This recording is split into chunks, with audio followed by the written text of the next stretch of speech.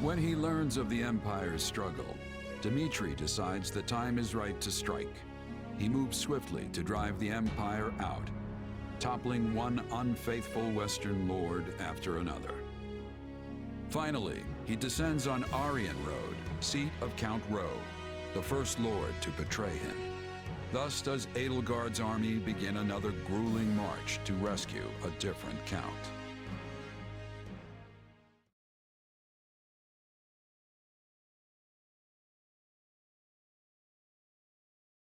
We've been here before.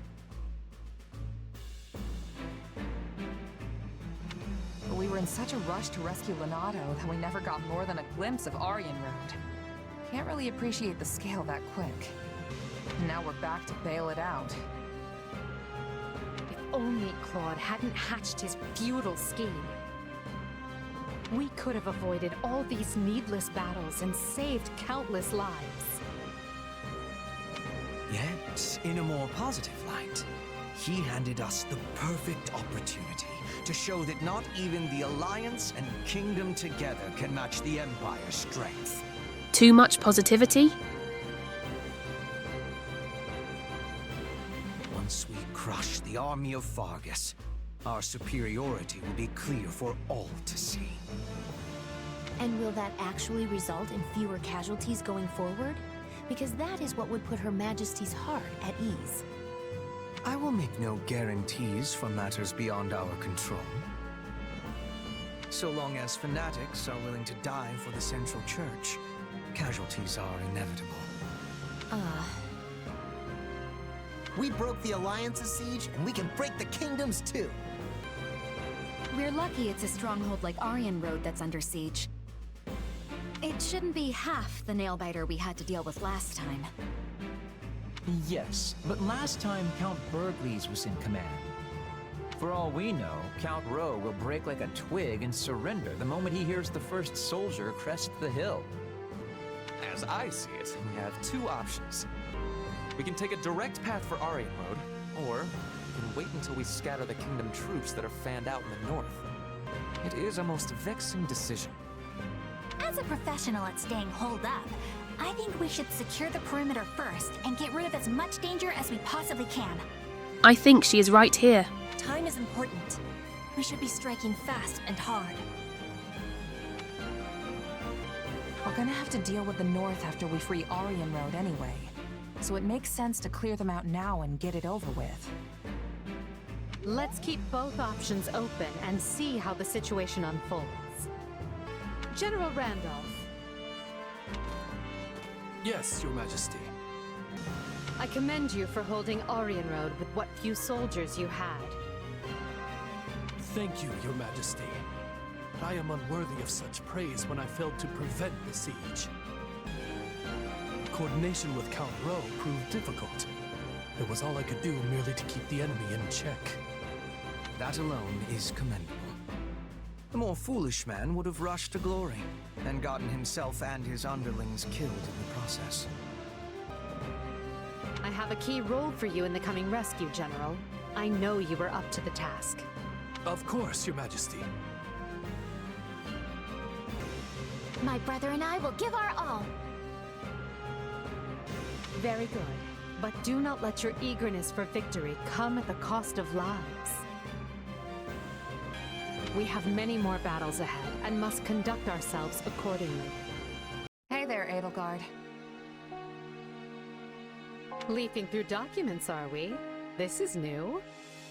Yeah, completely out of character, I know.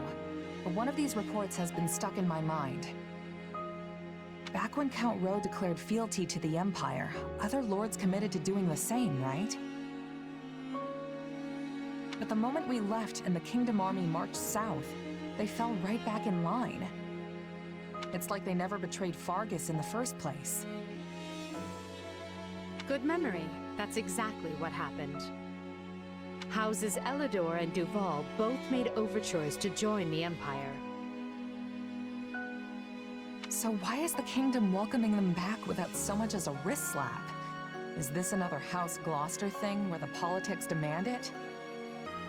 Seems like their importance as noble families outstrips the fact they're all two-faced liars. Politics are doubtless involved, but the heads of houses can change, as they did with Gloucester. We're not bound to place importance on any one individual, only the bloodline. So the kingdom's aristocracy gets the same free pass as the alliances? Yes, and the empires as well, even though I do my best to treat everyone equally. I cannot afford to slight a minister's house, for example. They broke fealty to the former Prime Minister when they swore it to me.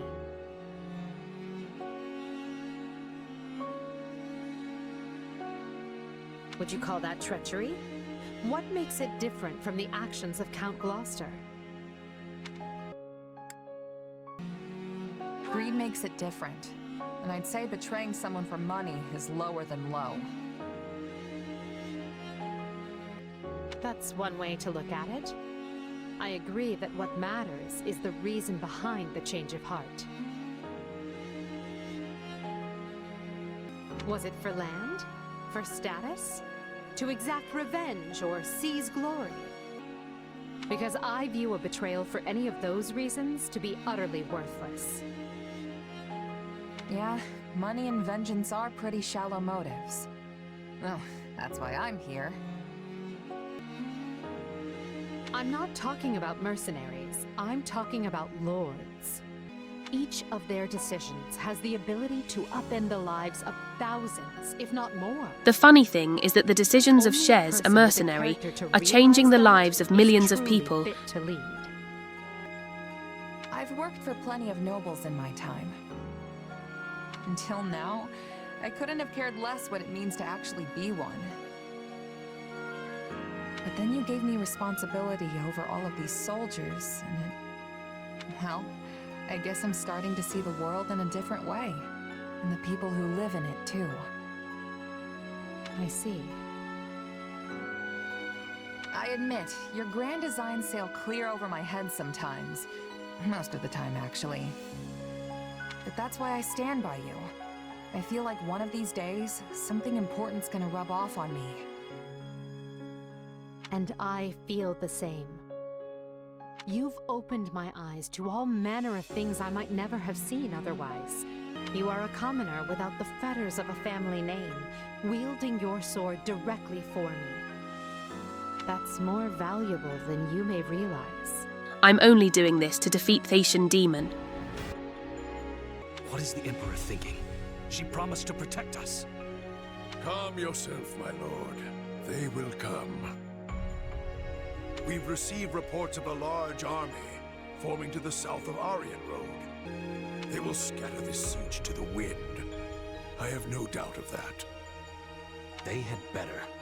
It's her promises that swayed me into betraying the kingdom in the first place.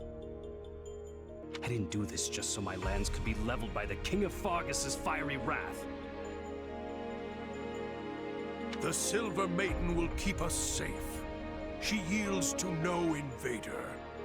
Viscount Elidor and Count Duval have both sent messages, imploring me to surrender for the sake of my people. Yes, perhaps it's not too late. I can lure the Imperial army in and kill them, then beg the king for mercy. My lord. Lonato, you fool. Your rashness is to blame for all of this. This is no time to go soft, my lord. Turning our coats a second time would be abominable. One betrayal can be explained away with the right sort of excuse, but a second? A second paints the lot of us as feckless curs. Ugh. Then what would you have me do? Gwendol, you tell me! Command it, my lord, and I will gladly go to my grave. You, however, must not. Yet unless you have fought life and limb for your people, you cannot surrender with honor intact. Anything less would earn you the people's scorn, just as it did your ancestors. Ha! This is a family thing. Hilarious. I would have left ages ago. Certainly would not do to forget that roe blood is stained with treachery. Well, so be it. A weather vane must go with the wind, and a born traitor must finish the sedition he started.